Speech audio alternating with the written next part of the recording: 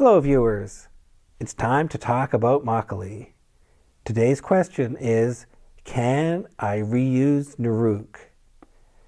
If you like this video, please click that like button and subscribe. Nuruk, a special ingredient for Makgeolli.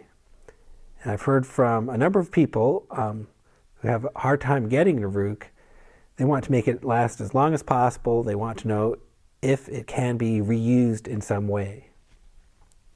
Well, so let's answer that question today. So Nuruk has at least three purposes or components. It has enzyme, amylase enzyme to convert starch to sugar.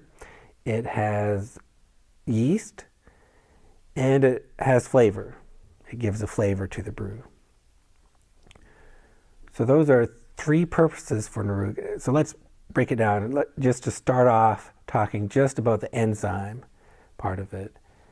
And there can be some confusion here because Nuruk is produced by a biological process by growing mold on a wheat cake. And yeast grows and reproduces. But the enzyme itself is not alive. It does not reproduce. So you can't expect Nuruk to reproduce itself. It's not alive in that sense at all. So an enzyme, definition of an enzyme is that it facilitates a chemical reaction, but it's not consumed in the reaction. So that's interesting. So maybe there is some possibility of reusing the enzyme over some period of time. However, what can happen with enzymes, for one thing, over time, due to temperature changes or pH changes, the enzyme itself can deteriorate and not be effective anymore. So that's one thing you would have to watch out for. The other thing, in order to reuse it, you'd have to somehow get it back to its original state to extract it from the brew. I think for Makgeolli, that's very difficult to do because it ends up being in the liquid. It's just floating around. There's no way to filter it out. Makgeolli is so roughly filtered anyhow. So we don't have the capability of extracting the enzyme once the brew is finished. It's just part of the brew. It's basically used up during the recipe. So we don't have a chance to reuse the enzyme. Each time you brew Makgeolli, you have to add the right amount of Nuruk in order to convert the starch to sugar. So I don't know if that's the answer you wanted to hear, but that's the way it is. You have to use Nuruk for every brew. Now the yeast portion of Nuruk, maybe that's another story because yeast reproduces itself. And if you wanted to keep yeast alive or a strain of yeast alive, there are ways to do that.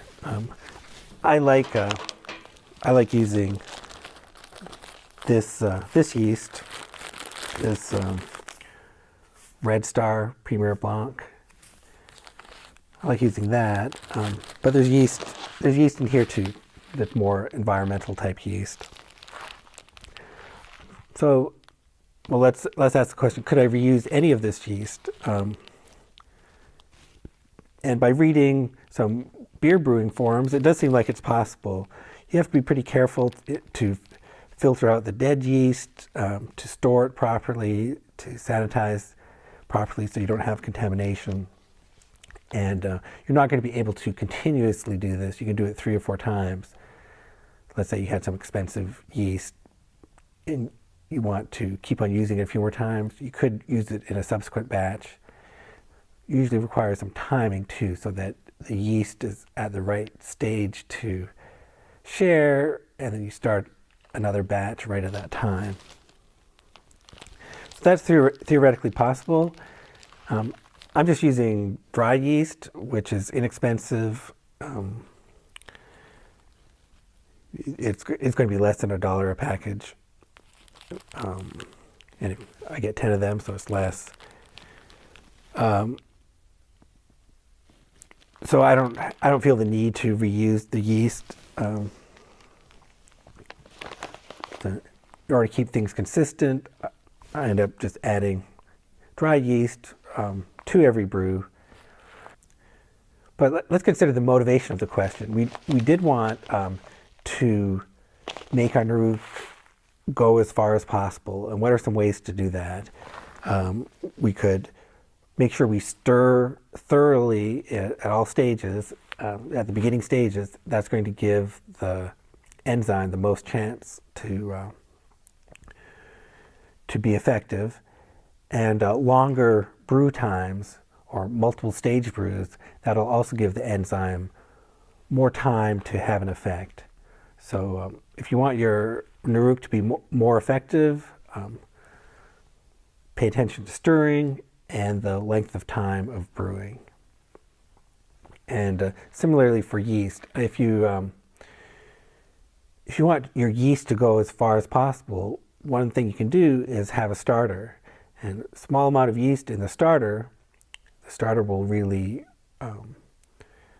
multiply your yeast. And you could use that starter for multiple batches. It's just that you'd have to start those batches around the same time, unless you had a good way of storing it without the yeast dying. So for simplicity, the simplest way to get the most out of your yeast is to use a starter and to start multiple batches at the same time. So I hope that's useful. I always try to be as efficient as possible. So I'm always interested in getting the most out of my ingredients when brewing makgeolli. That's one of the things I like. You're just going to have to use Nuruk. It's an essential part to brewing makgeolli. You're not going to be able to reuse it. I do understand that some people can't find Nuruk where they live, so in order to brew makgeolli, maybe they're going to have to make it themselves. And for that, I do have another series about making Nuruk at home. I've had at least partial success in doing that. I will publish more as I learn more about how to make Nuruk at home. And happy brewing, everyone. Thank you for watching.